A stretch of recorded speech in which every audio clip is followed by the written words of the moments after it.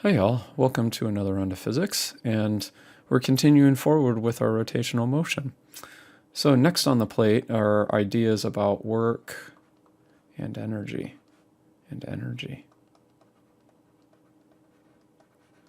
Work and energy. Of course, we could probably go through the same way that we had in the past to introduce these kind of concepts. Namely, we start off with Newton's second law. Say for one of the particular directions, net torque is equal to I alpha. Okay. And maybe I better leave the vector notation in here. And then what we would do is over here, we express this, say net torque as I change in omega per unit time.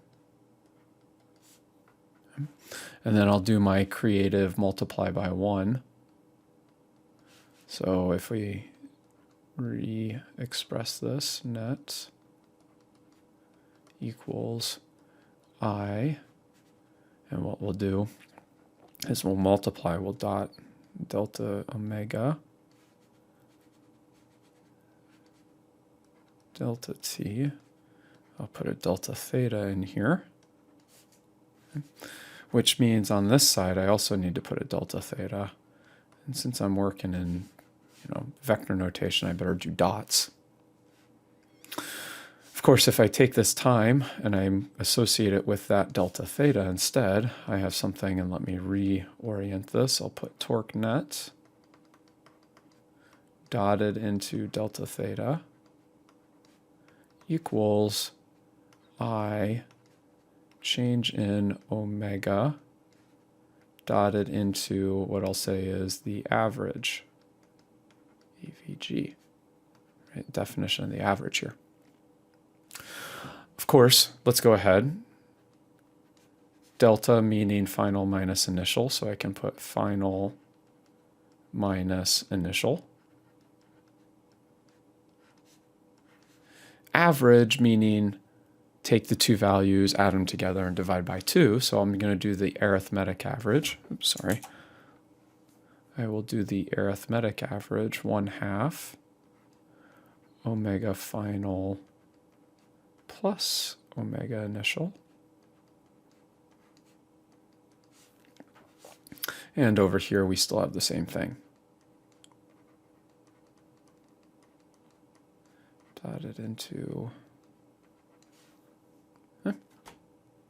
Well, I FOIL this out, and I end up with something that says 1/2 I omega final squared minus omega naught squared equals this quantity, net torque times delta theta. Oops, excuse me. I don't know what I was doing there. There we go.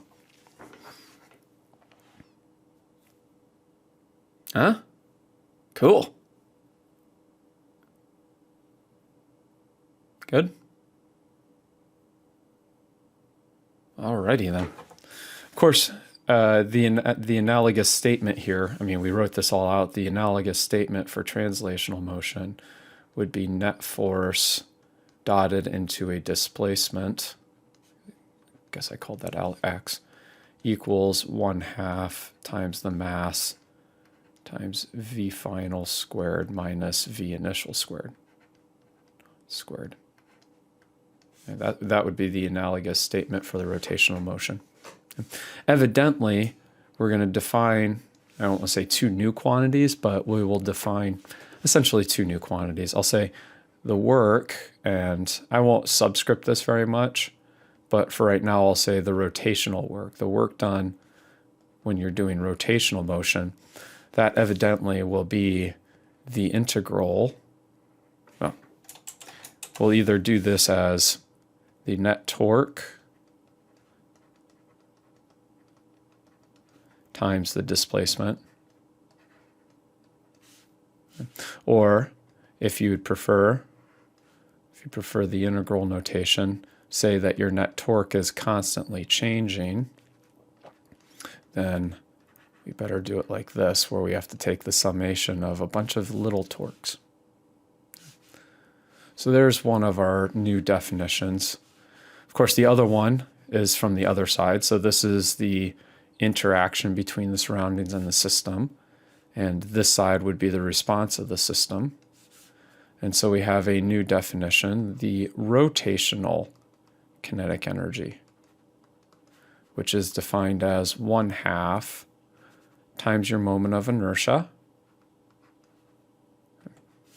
times omega squared.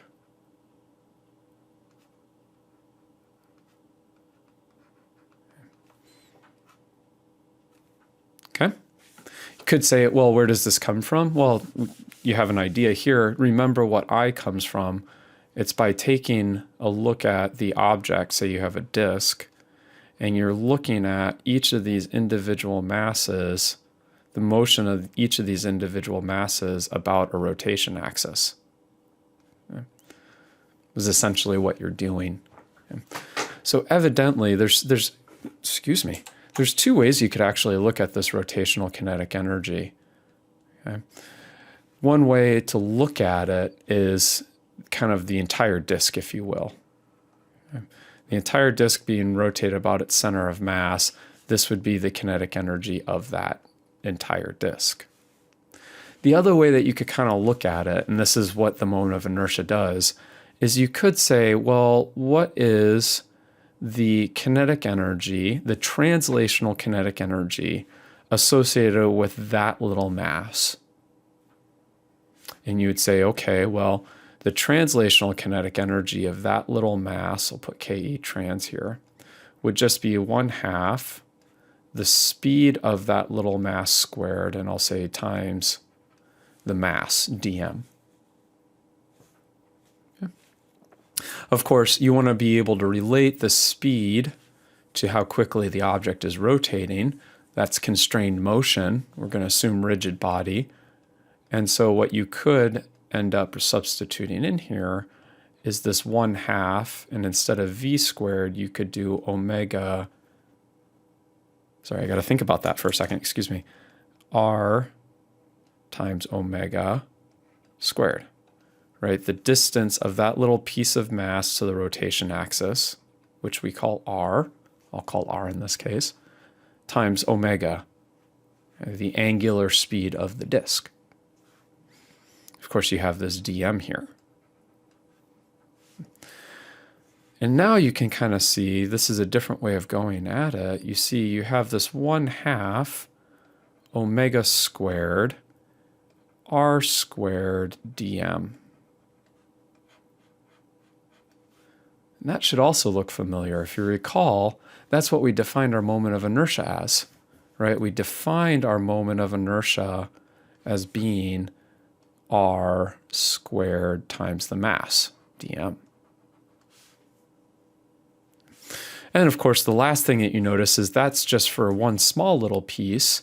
If I want to get the total, if I want the total kinetic energy, so let's say I want Ke total, the total, I would have to take an integral of this. Well, 1/2 is constant, this is constant. What is the integral of r squared dm? That's the total moment of inertia of the entire disk, right? You're taking care of each of these little portions, right? You're doing the integral over the whole thing. So that might be a different way of actually thinking about this. This rotational kinetic energy wrapped up in this is this I, and it's a convenient way, it's a very quick way of determining the entire kinetic energy of the whole thing. So it doesn't matter if you want to say, okay, I don't want to think about this rotational motion. I want to think about translational motion of each of the little pieces, and I want to do the integral. That's fine. Okay. Or wrapped up in that is this sucker right here. Right? So just to try to give you some sort of conceptualization of where you got two ways of arguing where this thing comes from now. So that's always nice. Yeah. So, I mean, that's pretty much it. That's all I have for this, in the sense of you've dealt with works before, you've dealt with kinetic energies. Essentially, now what I'm giving you is another bank account, another account where energy can be stored. So you know that it can be translational, and I'll try to preface this as trans. And what I mean by this is I want the motion of the center of mass. That's what I will use the translational kinetic energy for. The rotational kinetic energy, I will say this, I will use the rotational kinetic energy when I'm thinking about motion, I'll say motion about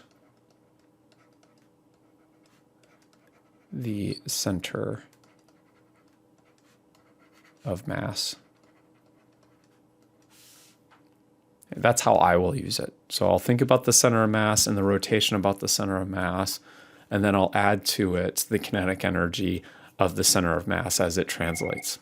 Theoretically speaking, maybe about the pivot point. Well, it'll be about a pivot point.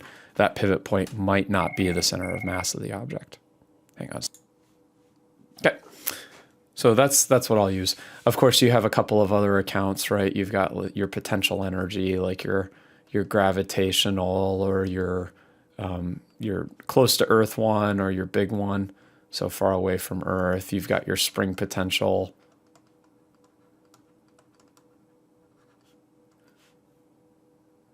I'm trying to remember what else we have for potential energies. Gravity, spring. My memory fails me right now. So it's another account for you to actually put energy into.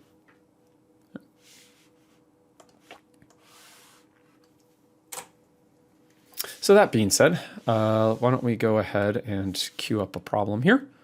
Okay, so let's go at this. A golf ball, solid uniform sphere, rolls up a hill, height h, without slipping. Okay, so we have friction now, right? We have friction.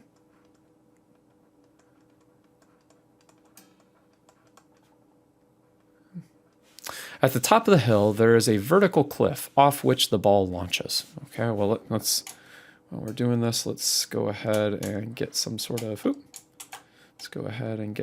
picture here.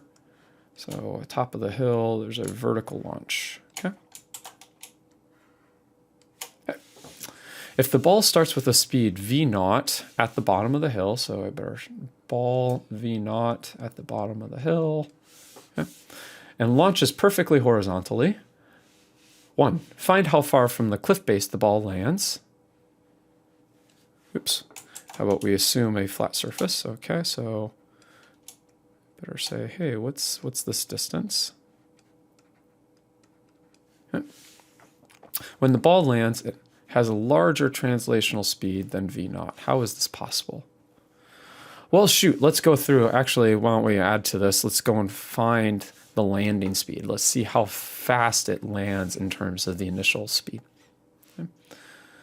We'll go ahead, think through this problem. How are you going to attack this sucker? And notice that we're talking in terms of variables. Incidentally, since it's a golf ball, you might say, hey, I don't have the mass, right? But I would say it's a golf ball. I believe the mass is standardized or fairly close. Okay. So you can go ahead and assume that you actually do have the mass of this object. And in fact, not only is the mass standardized, I would say the radius is also standardized. Okay. So you are free to assume that you have both the mass and the radius of that. Okay. You got it?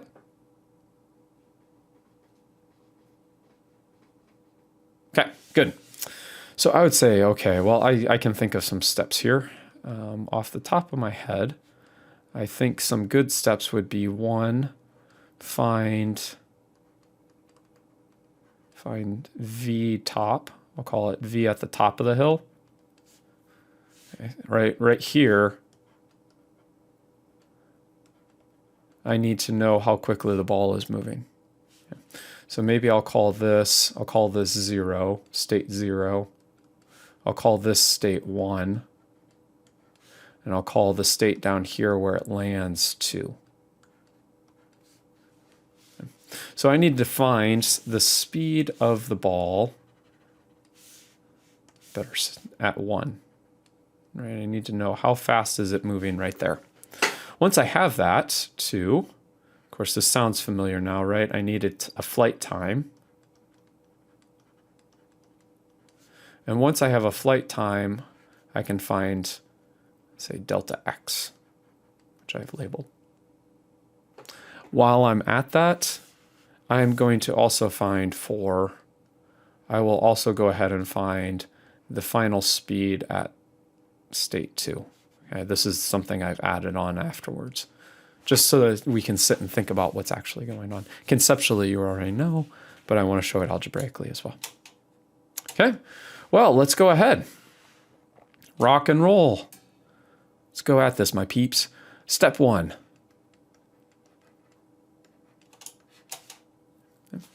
Let's go ahead. Let's think about find V1. So first of all, we should say, okay, how am I going to do this? What physical process can I use to actually do this? And although I drew a hill straight line, you have zero idea about the angle here. So ideally, first step, we're going to actually use work. We're going to use this work as equal to the change in energy of the system. Which leaves us, okay, well, we better think about our system and our surroundings.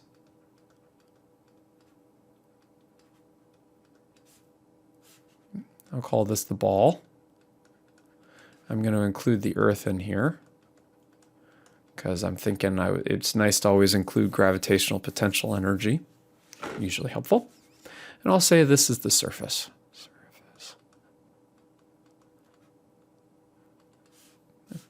And that is a normal force. Good. Well, let's get at it. So we have the normal force times our displacement.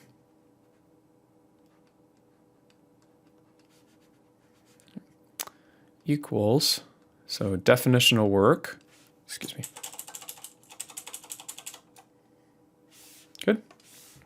So we've got the work. We've got this normal force.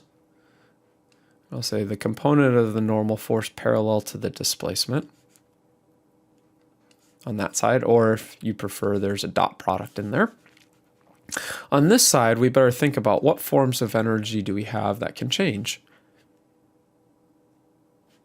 Say, okay, well, the kinetic energy, and I better be more careful here, the translational, right? The speed of the center of mass of the ball certainly changes as you move up the hill. In addition to that, we also have a change in kinetic energy rotational, right? How much it revolves around the center of mass. So we have both of those. And then finally, we have a change in gravitational potential energy. And please note, although I haven't put it in here, I'm using 0 and 1 as my initial and final states. I guess I kind of specified that when I wrote these down.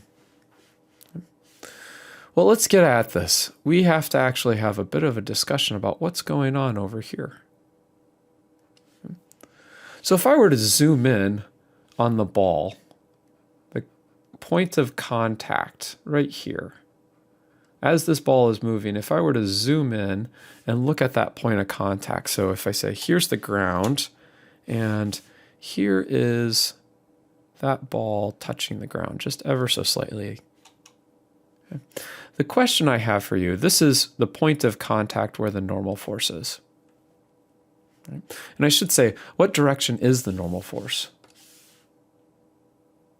Perpendicular to the surface. In other words, go this way.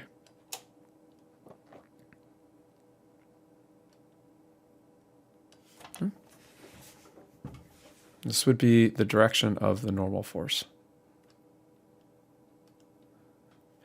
there is only one instant when that point is actually touching the ground. Right? We will assume a perfectly spherical golf ball. I know. Anyway, we'll assume a perfectly spherical golf ball, which means there's only one instant in time where it's actually touching the ground. So let me ask you this, just a little bit before that instant. So let's say at t equals 0, it actually touches. Right before, the instant before that, what's the normal force acting on that specific location of the golf ball? It's 0. So right before that instant, the normal force is equal to 0. When I say why, the normal force is a contact force. The two objects have to be touching. The instant before 0, that point is actually up here. There is no normal force acting on it. How about the instant just after 0? What's the normal force going to be? Also 0. Right? A point after, at time later, the point's no longer touching again. Okay? I say not in contact.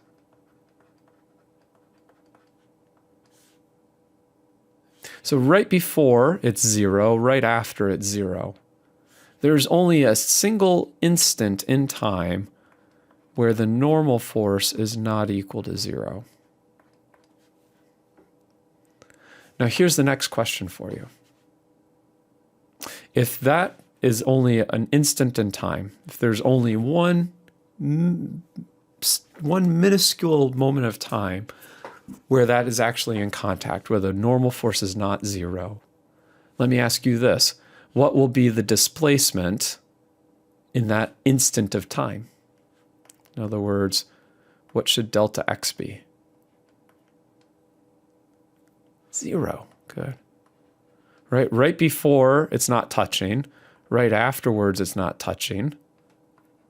Okay, there's only one instant in time where it's actually touching, and in that instant in time, you need a time interval, right? A delta t. The fact that it's touching only for an instant means that the displacement is 0.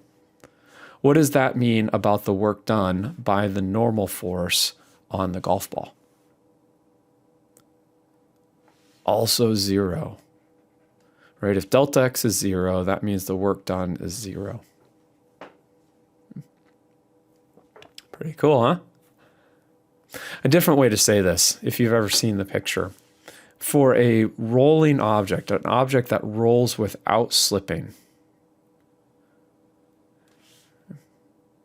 the point in contact, the single point that's in contact with the ground actually doesn't move.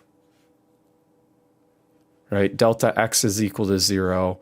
If delta x is equal to 0, that means that your speed, your average speed of that point is actually 0. And I'll throw up a picture or two so that you can see. I'll throw up a picture or two that you see, right? Barf it up. No. But you can see in this picture that right there, do you notice how it's not fuzzy right where the wheel touches the ground? That means this average speed is 0. If you notice, look at the top of the wheel. See how the top of the wheel's fuzzy right here? It's because it's moving really fast, right? It actually turns out that if the bottom of the wheel is stationary and the center of mass of the wheel is moving at some speed, say v naught, or I'll just say v, the top of the wheel, say v top, is actually moving at 2v. It's kind of cool. Okay, to be continued. But the argument here is that, reminding ourselves, the argument here is that the ground does no work on the rolling golf ball. In other words, this is equal to 0. Okay? Well, let's go at it.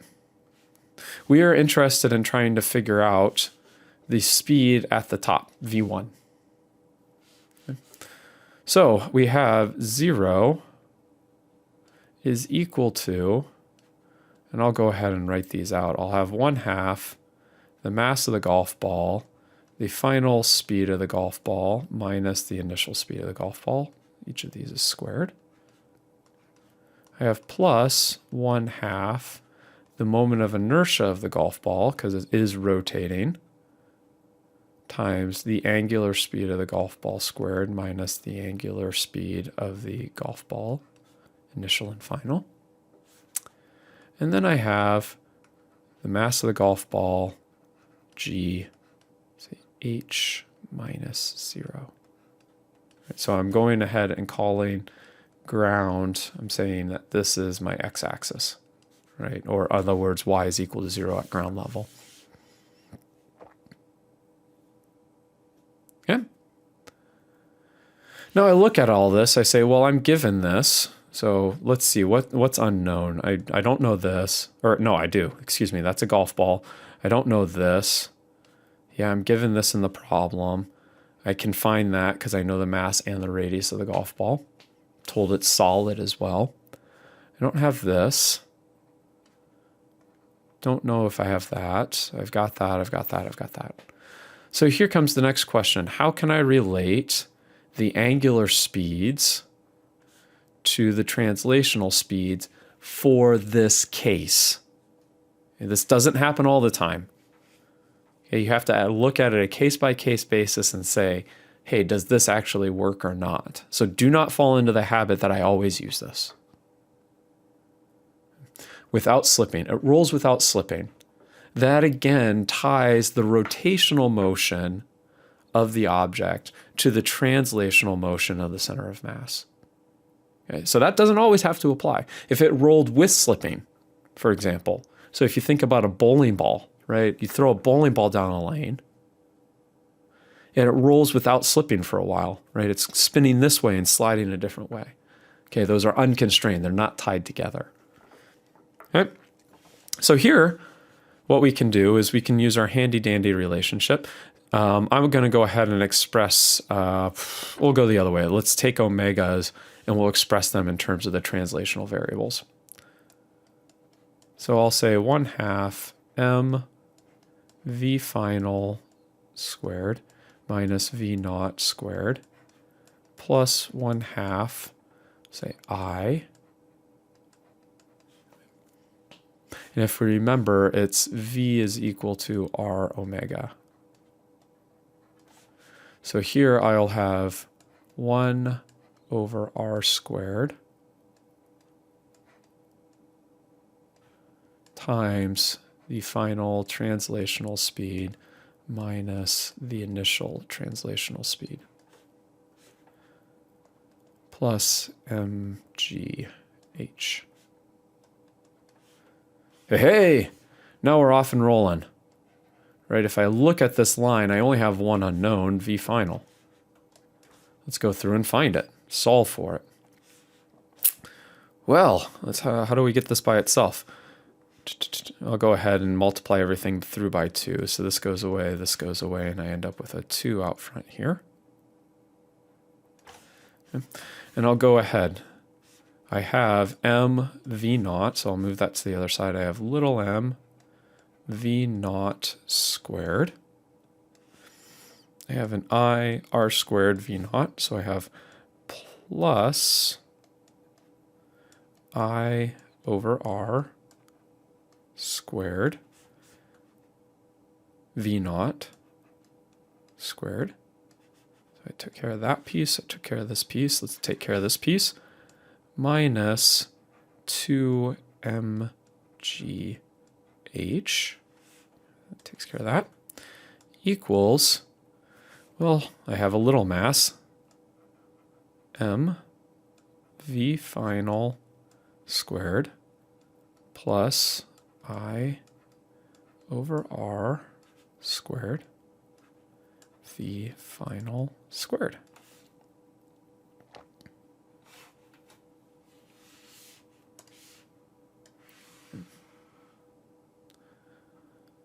Let's get rid of that.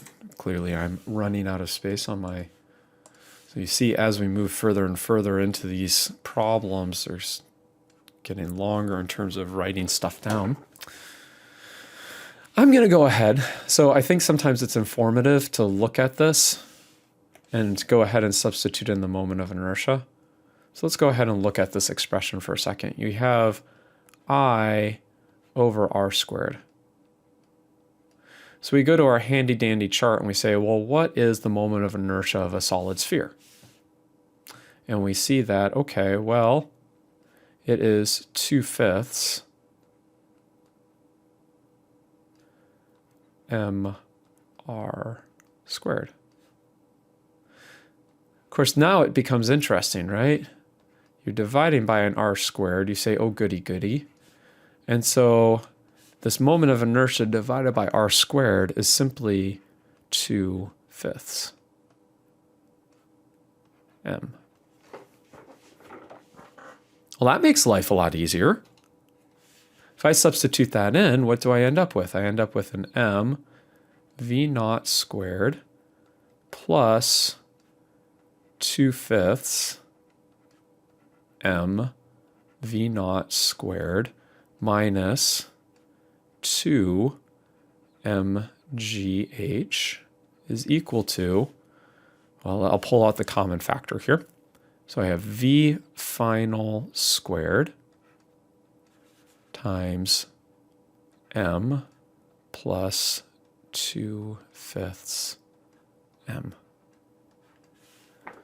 The other thing that I notice is, cool, we're protected. This negative sign helps protect us, because if Greg, for example, sets up some problem with actual numbers, right, this negative sign will tell Greg if he accidentally chose poorly. Say if I randomly choose numbers, say I make a random choice of 10 meters and a v naught of 0.1 meters per second.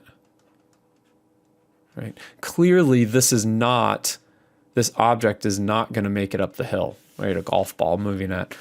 Clearly, if this are the parameters that were chosen for the golf ball, it's not going to make it up the hill. Okay? This negative sign prevents us from making that kind of goofiness, right? If these were the actual values, I would end up with a negative sign on the left-hand side here, and it would say, wait a minute, that's not possible. How would I interpret that? You'd end up with a negative underneath the square root, right? Some negative number. How that can be interpreted from a physical standpoint would be that the ball never reaches the top of the hill, right? All of the energy goes into potential energy, and you still need more energy to get up to the top. So that negative sign's always nice. Well, we see that, oh, goody, goody. Having made this substitution, now I see that there is an m for each of the terms. In other words, the mass of the golf ball doesn't matter for this case. Cool. Furthermore, I can combine this, right? 5/5, 2/5, that's 7/5. So at the end of the day, I get 7/5 v naught squared minus 2gh. Of course, this whole thing is multiplied by, well, here, I have 7/5 over on this side, v final squared. And so at the end of the day, I end up with a v final is equal to v naught squared minus 10 over 7. Right, I got to flip it and multiply by the other side. 10 over 7 g times h.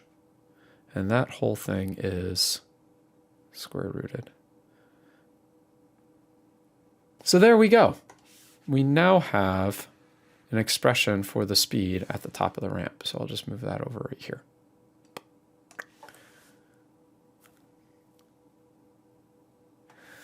Of course, the second and third steps, probably you say, I got this. For the second step, step 2, I take into account that my initial state is here at the top. some height h above the ground. My final state is when I'm at the bottom on the ground. My acceleration is that due to gravity. So I'll go ahead and call that direction positive. This direction x. It's a kinematics problem, a 2D kinematics problem. And in this case, we want to look at, you already know this, we want to look at the y direction. So what I'll do, this comes into the perfectly horizontal. Because it's perfectly horizontal, the speed in the y direction is 0. We go at it. Delta y is equal to v naught t plus 1/2 at squared. You say, well, I'm on the ground, initial is height. I am moving horizontally during the initial stage. It's negative g because I called up positive. I have my t squared, and I end up with the expression that you are familiar with by now. 2h divided by g square rooted.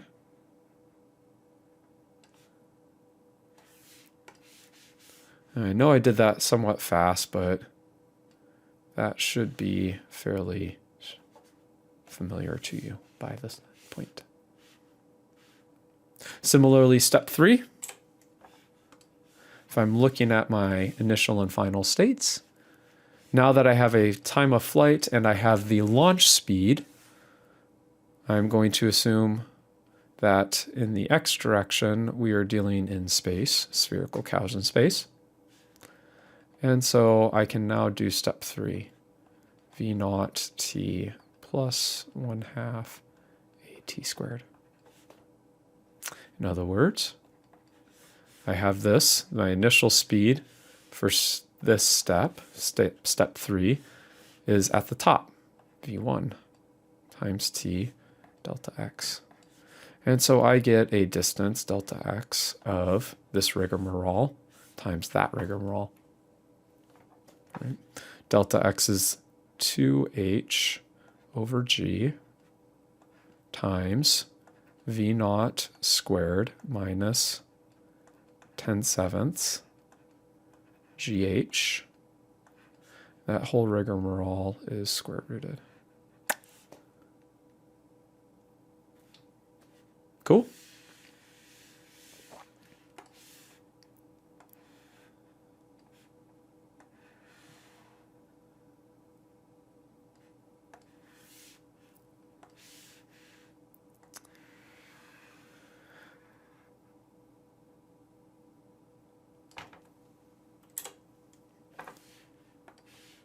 So we find ourselves on step 4 already.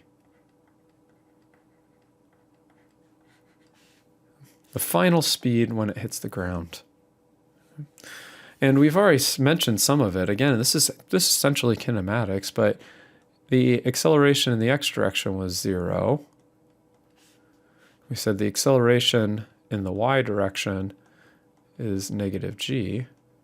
And now we're interested. So essentially, to find the final speed, v2, we need to find the speed in the y direction at the bottom, v2.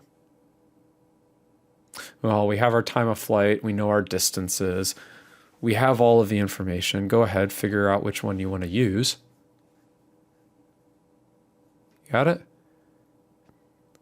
I'm going to use the one that doesn't use time just because we calculated time. Okay? I tend to try to choose the equation. If I have too many pieces of information, I tend to use the equation that doesn't involve a calculated piece of information. So that being this case, I am going to use this. V final squared minus V naught squared equals 2 delta y ay. Okay. We're told it launches vertically, or excuse me, horizontally. So this is 0. So my final speed, in other words, the speed when it's at the ground is 2 times h times g in the negative direction. Oh, excuse me. did it myself. 2, 0 minus h, there we go, times negative g. Sorry, I love dropping that negative sign. You know that something's wrong, right? So I get something that this is g h square rooted. Now please keep in mind, this is just the y direction. You also have something for the x direction, right here, from step 1. So let's go ahead. The total at the ground would simply be the x component squared plus the y component squared,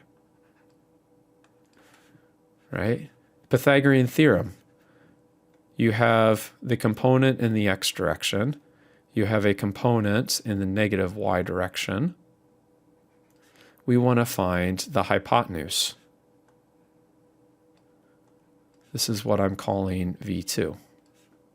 So I apply Pythagorean theorem. Do this just to help make it look a little nicer. Well, you say, okay, well, I know how to do this. This would be V naught squared minus 10 over 7 GH. That's my x squared. And then added to that, I'd have plus 2GH. For a grand total, well, that's nice. I have 10 sevenths and I have 2. 2 is 14 sevenths. So I have V naught squared plus 4 sevenths GH. And of course, at the end of the day, I'll square root that.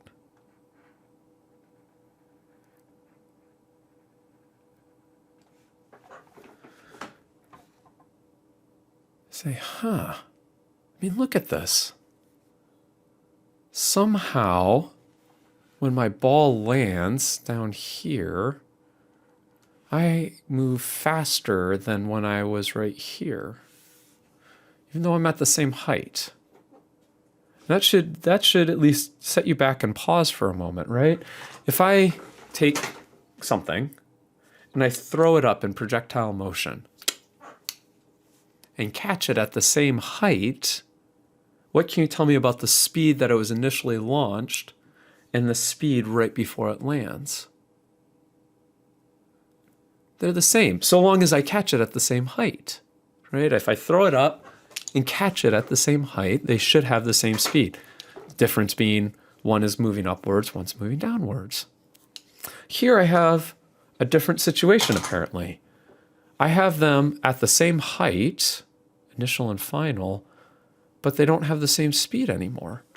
And this is what I was asking about when it says, how is this possible? How is it that you land with a higher, here it comes, translational speed than when you started? You know the answer, hopefully, right? As I roll up the hill, what happens to the translational speed? Goes down. What happens to the rotational speed? Also goes down, right? They both go down. As the ball goes up the hill, the rotational and the translational speed both go down. Say the translational speed, but since the rotational speed is tied to the translational speed by the without slipping, that means that they both decrease. Good.